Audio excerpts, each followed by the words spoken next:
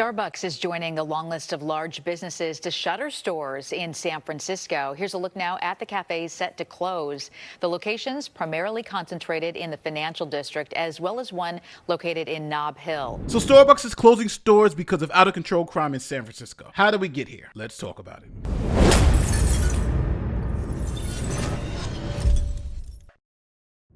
Defund the police is a slogan that took over the United States. And in San Francisco, they went all in. San Francisco used to be known as one of America's most beautiful cities. While one of the world's wealthiest metros, San Francisco is also one of the most liberal. In recent years, the city has served as a test bed for many progressive policies that then show up in other parts of the country. These range from offering sanctuary to illegal immigrants, cash payments, and even free marijuana to the city's homeless, decriminalizing property crime, and defunding the police. The city's depolicing initiative aimed to strip cops of their power to enforce the law. Now, San Francisco is one of the most liberal cities in America. So they defunded the police and crime went out of control, especially things like shoplifting, which was essentially decriminalized. This is just more icing on the cake, telling us that rampant crime has become a regular part of life. So typical that in the 30 minutes we were at this Walgreens, we watched 3 people, including this man, steal. Did that guy pay? Did that guy pay? He didn't pay. Walgreens says this Richmond neighborhood store with aisles of products like mustard locked behind plexiglass has the highest theft rate of all their nearly 9,000 U.S. stores, hit more than a dozen times a day. When thieves turned to cleaning out ice cream and frozen burritos, workers grew so frustrated they resorted to the chains. They were ordered down by corporate because of the negative messaging. Retail theft is rampant in San Francisco. We walked into a store and easily spotted and recorded shoplifters in action. Now some retailers are going to new lengths to protect their products. It's happened again. 4 women run off after stealing from a CVS pharmacy at Van Ness and Jackson in San Francisco, this time just before 6 Monday night. It's the latest grab-and-go crime in San Francisco that's forced many drugstores in the city to close. The man who took this video tells me he feels sorry for the workers who have lost their jobs or have had their hours reduced because of what he called out-of-control shoplifting. Organized retail theft has become such a hot-button issue that it's now a point of focus in the upcoming gubernatorial recall election. Now, on top of that, the district attorney all but stopped prosecuting retail crimes in San Francisco, causing more outrage. Now, this was to the point that the most liberal city in America recalled and booted out the most liberal DA in the country. Tonight, new fallout after a stunning defeat. Voters in one of the most progressive cities in America removing their progressive district attorney from his job. People are right to be frustrated. There's so much room for improvement. Chesa Boudin was elected touting alternatives to prison and recalled in a landslide, facing criticism for being soft on crime. With San Francisco struggling with rising homelessness, hate crimes, and violence, his defeat now a warning to other progressive prosecutors. But the mayor still continued the light on crime / defund the police policies that just got the DA booted. This does not mean that criminal justice reform in San Francisco is going anywhere. It does not mean that there will be all of a sudden a significant setback. We have to make sure that they never get to a point where those lines are crossed. But we also have to be realistic that when those lines are crossed, there's a decision that has to be made and there has to be accountability. And to be clear, sometimes accountability means rehab. Sometimes accountability means community service. It is not just about law and order and tough on crime and locking people up and throwing away the key. That's not what this is about.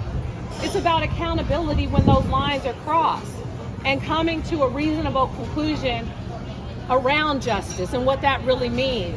So crime continued on, but retailers couldn't continue to open stores and just let people take items for free, so they started closing, citing crime. San Francisco's once bustling downtown streets still struggling to bounce back as retailers continue to flee. The exodus continues. A lot of retailers have been pulling out of the city. In the past few weeks, Westfield announced it's giving up its prominent downtown mall location, while AT&T revealed it is closing its flagship store in the city. The hemorrhaging of businesses, a concerning post-pandemic trend for the city by the Bay. According to an analysis by the San Francisco Standard, nearly half of the non-service retailers in the city's Union Square district have closed since 2019. Major stores like Crate & Barrel, Anthropologie, and H&M, just a few of the almost 100 shuttered in the last few years, while only 12 stores have opened in that time, according to the Standard. The loss of business just the city as it grapples with the issues of employers abandoning the city, homelessness, and drugs. The countdown is on. In less than a month, these 3 Target stores in the Bay Area will all be shut down. And the reason? It's something we're seeing far too often. Good evening. I'm Karina Nova. And I'm Dan Ashley. Thanks for joining us. San Francisco, Oakland, and Pittsburgh will all lose a Target store, and they'll lose them before Halloween. These are the 3 local stores Target announced today will be closing. They are part of 9 store closures across the country affecting Portland, Seattle, and New York City. Target gave only one reason: retail theft. Whole Foods is closing its largest store in San Francisco over safety concerns. Store managers tell us they're temporarily closing the mid-market location to ensure the safety of their team members. The store opened up just 1 year ago. So you would think that one of the wokest companies that supports all the efforts like Defund the Police would buck the trend, but Starbucks fell victim to high crime and low sales. Starbucks will be closing 7 locations in downtown San Francisco, and you see the locations on this map. 6 of them are within a few blocks of Market Street in the financial district or Union Square. One is on Van Ness Avenue at Bush Street. The coffee giant announced the stores will be closing by the end of the month. A Starbucks spokesperson says no employees will lose their jobs. They're all being offered the chance to transfer to another store. Now, the funny part about this is Starbucks can't just say that they're closing stores because of crime. That would mean the soft on crime policies are the reason for them leaving. So here's what they're claiming. In a letter from Northern California Regional Vice President to employees, she said that there are several factors Starbucks considers when tasked with the tough decision of closing a store, but it's all part of ensuring a healthy store portfolio. When Starbucks asked if this was a decision made due to a threat of safety of both employees and customers, well, Starbucks spokesperson declined to comment on that front. But as you noted, Julie, this is a big story here, considering the fact that just last week, Target closed 3 stores in the San Francisco and Oakland area due to a threat of retail crime and organized retail crime, that is. Also, in addition to that, we saw earlier this year, Whole Foods Market closed on Market Street in San Francisco due to safety concerns. And you see here a slew of others have recently closed, including Amazon Go stores, Anthropologie, Office Depot, Old Navy, as well as Saks off 5th. So they don't want to comment on whether crime is forcing them to close? But every other retailer in the area has made it clear that it's crime. Now, this is a trend that's happening in most liberal cities in America. They went to this light on crime policy, ignoring shoplifting. Here's what happened in Chicago. Walmart shocked 4 Chicago communities this week, announcing it was picking up stakes. Well, 3 days before the stores are set to close, activists called the decision an act of disrespect, and they are urging action to save the neighborhoods. Look at this parking lot. It's like this every day. Every time I go in this store, it's packed with people. With one single and abrupt announcement, the nation's largest retailer appears to have sunk 4 Chicago neighborhoods deeper into a food desert. A Save-A-Lot in Washington Park has closed indefinitely after a break-in. The community is already facing a food desert with little access to healthy foods. After walking with a crutch and traveling over 3 miles by bus to get to her favorite grocery store, Southsider Lizette Watkins arrived to find the Aldi store at 76th and Ashland closed. A spokesperson for Aldi says company officials made the difficult decision to close the store, citing crime and poor sales. And in an email writes, "Our decision was based on several factors, including repeated burglaries and declining sales. Out of concern for our employees and customers, keeping this store open was no longer a sustainable option." Target shoppers on the South Side say they are in shock and extremely disappointed their home stores are closing. 2 Target stores will shut down for good, leaving a discount store desert in what was a booming area. A Target spokeswoman says it's strictly business. The decision to close a store is always difficult, and a store is closed only after it's shown several years of decreasing profitability. So these light on crime policies are hurting the same people they're supposed to be helping. Now remember, these black and brown people had all these stores and amenities when the city was holding criminals accountable. Now they have deserts of supermarkets and department stores that can't stay open because of crime. In cities like Washington, D.C., they're even begging for grocery stores to stay open, even though there's rampant crime. A D.C. council member is sounding the alarm tonight over the wide-reaching impact of crime. Ward 8 council member Trayon White today said if rampant shoplifting continues, the Giant on Alabama Avenue in Southeast may be forced to close its doors. News 4's Mauricio Casillas looks into what this would mean for food insecurity in the district and what's being done to keep that store open. We're gonna work with Giant to keep this open. A call to action to save an oasis of sorts in what is otherwise a food desert in Southeast D.C.